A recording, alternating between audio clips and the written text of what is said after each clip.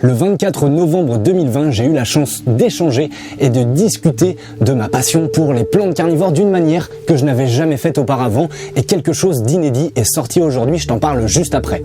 En novembre dernier, j'ai donc eu la chance et l'opportunité de partager ma passion autour des plantes carnivores avec Marc Mortelmens, qui est journaliste, chroniqueur, réalisateur et aujourd'hui et surtout podcasteur. Il a lancé son propre podcast Baleine sous gravillon avec sa petite équipe de bénévoles et je dois dire qu'ils font du travail plus que remarquable et j'ai eu la chance d'apporter ma pierre à l'édifice et finalement de parler des plantes carnivores, sujet qui n'était pas encore jusque-là abordé sur le podcast. Marc s'intéresse au monde marin mais il a également interviewé des personnes autour du végétal, donc de la faune et de la flore dans sa globalité. C'est un podcast qui est très intéressant et donc cette petite vidéo un petit peu spéciale pour simplement te faire la promotion de ce podcast. Si tu as envie d'écouter la discussion que j'ai eue avec Marc, je te laisse aller voir le premier lien qui se situe en description sous cette vidéo pour accéder aux deux épisodes. Il y en a deux, le numéro 37 et le numéro 38 sur le podcast Baleine sous gravillon. Je te laisse aller écouter les deux épisodes de podcast que j'ai réalisés avec Marc. Merci du fond du cœur à Baleine sous gravillon et à l'équipe de manière générale, pas qu'à Marc parce qu'il y a du monde derrière. Et d'ailleurs, j'ai été beaucoup en communication avec deux d'entre eux, Anaïs et Alex, qui se sont occupés de réaliser une petite vidéo histoire de pouvoir la publier sur leur chaîne YouTube et de pouvoir mettre en avant le podcast et finalement l'arrivée des deux épisodes au sujet des plantes carnivores. Donc j'ai réalisé avec eux une petite vidéo, ils se sont occupés à 95% du travail. Je te laisse juste après ces quelques petits mots avec la petite vidéo qu'ils ont réalisée qui sera publiée dimanche sur leur chaîne YouTube, histoire de faire la promotion des deux épisodes de podcast. Je m'étale pas plus, je te laisse aller voir ces deux épisodes. Si tu consultes, si tu écoutes le podcast sur Apple, je te recommande vivement et je t'en remercie déjà par avance d'aller laisser 5 étoiles bien évidemment de préférence avec un petit avis sur le podcast de manière générale et de dire finalement ce que tu as pensé de ces épisodes. Ça aidera grandement au podcast Baleine sous gravillon à se faire connaître. Il y a des interviews qui sont hyper intéressantes, j'en ai découvert beaucoup sur le monde marin notamment.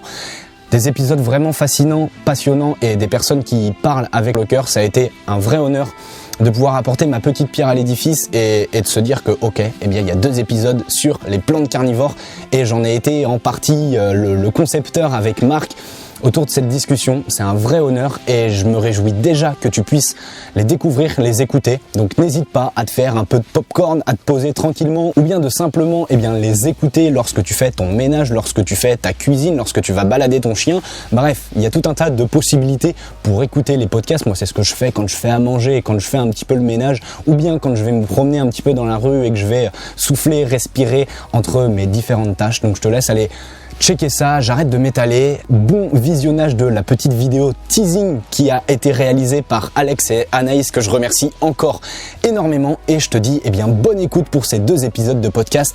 Hâte de connaître ton avis et de savoir ce que tu en as pensé. Je te souhaite une belle soirée et à très vite bien évidemment.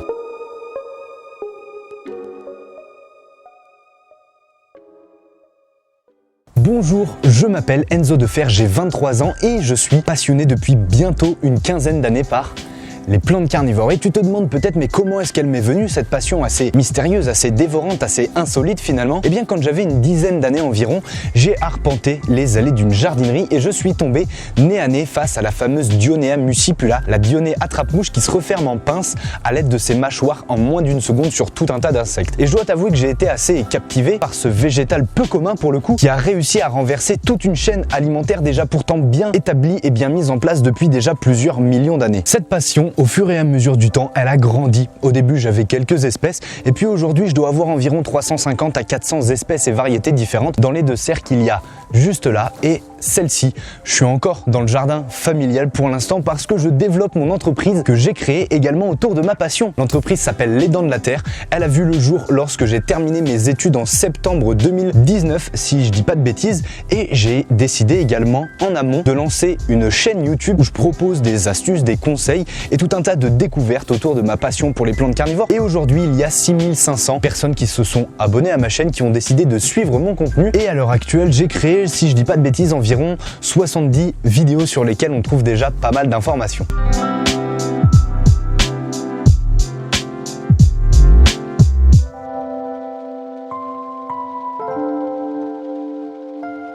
Études terminées et diplôme en poche en septembre 2019, c'est à cette période-ci que je me suis consacré à 200% au développement de mon entreprise, de mon petit bébé, Les Dents de la Terre. Et aujourd'hui, actuellement, il y a un site e-commerce qui a vu le jour sur lequel tu pourras trouver des plantes carnivores, du substrat, des pots, tout ce qu'il faut pour le bien-être des plantes carnivores.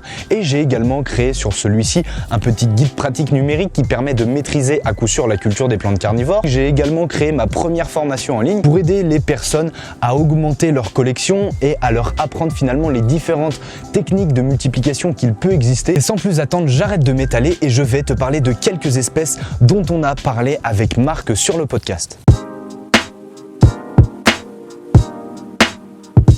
On a parlé dans un premier temps des différentes espèces qui sont endémiques que l'on trouve in situ en France, comme les Drosera, donc Drosera rotundifolia, intermedia, anglica, qui sont les trois principales que l'on trouve sur notre territoire français, mais qui s'étalent également de l'Amérique du Nord jusqu'en Asie, donc sur tout l'hémisphère nord. On a également parlé des pinguicula, donc des grassettes, qui sont des petites plantes carnivores au feuillage assez vert que l'on pourrait comparer à des petites salades, à des petites laitues. On a également parlé d'Aldrovanda vesiculosa, qui est une plante carnivore qui se referme de la même manière que Dionea muscipula, la Dionée attrape-mouche. Et enfin, on a parlé des utricularia, qui sont des plantes carnivores qui forment des petites utricules, des sortes de petits sacs d'air qui aspirent les micro-insectes que l'on peut trouver dans le sol pour les utricularia terrestres et dans l'eau pour les utricularia aquatiques. Et bien sûr, on a parlé de toutes les autres, alors pas toutes, mais la grande majorité des autres plantes carnivores que l'on trouve sur le reste du globe, donc comme je te le disais, dans les quatre coins du monde, que ce soit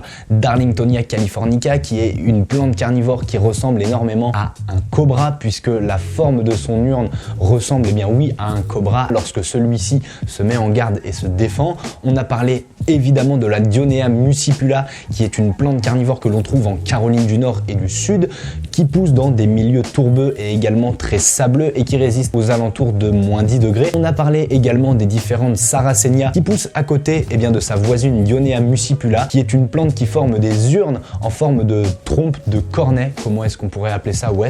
Ce sont des cornets, des urnes qui sont des pièges passifs, mais il en existe une diversité assez importante, notamment avec tous les hybrides qu'il peut exister sur cette plante-ci. On a quand même parlé avec Marc d'une plante qu'il apprécie tout particulièrement et que j'aime aussi beaucoup, les Nepenthes, qui sont des plantes carnivores tropicales qui forment des urnes, des acidies et qui sont également, comme les Sarracenia, des pièges passifs. Tu peux en observer juste derrière, il y en a là, il y en a là, il y en a ici et il y en a ici.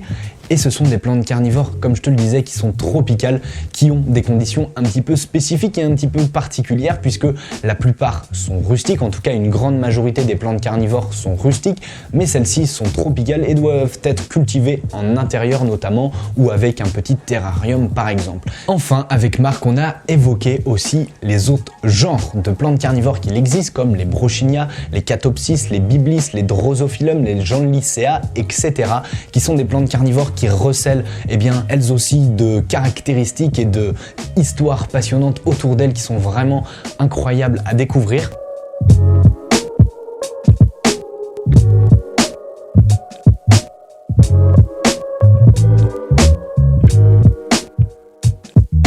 Si donc toutes les petites choses dont j'ai pu te parler dans cette vidéo t'ont intrigué, t'ont intéressé et que tu as envie de découvrir un petit peu plus en profondeur le milieu des plantes carnivores, évidemment je te recommande les 2 épisodes de podcast que l'on a réalisés avec Marc et qui sont disponibles sur le podcast Baleine sous Gravillon, et je te conseille également d'aller jeter un œil à ma chaîne YouTube Les Dents de la Terre si tu souhaites t'informer, avoir davantage de contenu, des astuces, des conseils. Tu trouveras sur ma chaîne YouTube tout un tas de contenu dédié aux plantes carnivores. J'espère vraiment que ces 2 épisodes te plairont.